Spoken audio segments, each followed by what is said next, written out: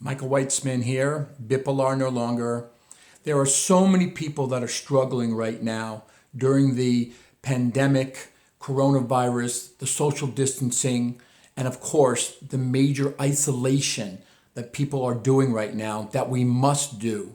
But while we're going through this isolation, there are so many other types of symptoms that people have with their mental health, and especially regarding mental illness. Now, I just want to tell you about some of the myths. These are myths about mental illness and mental health that I want to bring out to you right now. One of the myths is they say that it's contagious. Of course, you can't touch someone and get a mental illness, but people even believe that it is something that can be contagious by touching, talking to. It's ridiculous. Another really situation regarding mental illness is a myth, is called weakness. It's not weakness if you have a mental illness. It's actually strength if you're looking to do something about it to get better and to get well. That's called strength. So it's not weakness if you have a mental illness.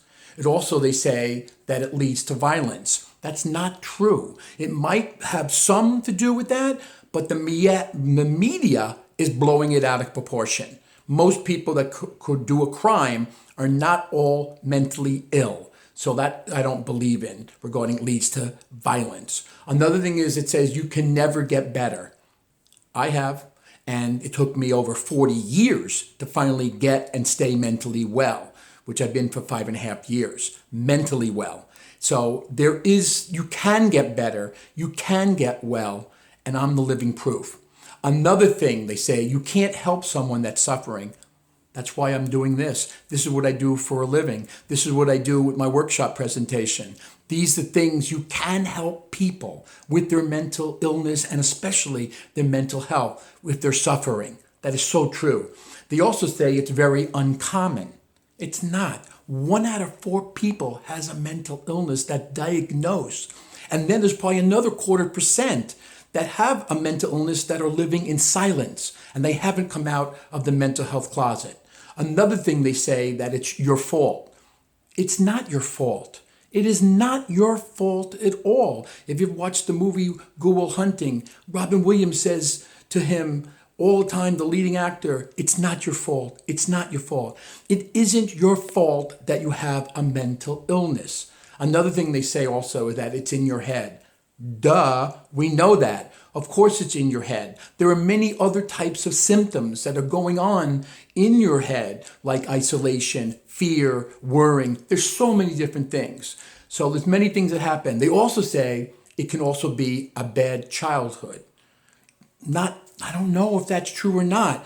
It could be many different reasons like genetics. It could be heredity. It could be environmental. That can be formed at birth. It could be brain chemistry. It could be poor nutrition. There are so many reasons why people have or get a mental illness.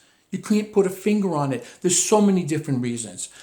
Imagine if you got blamed for having cancer or having heart disease or having MS or having a broken leg or many other diseases.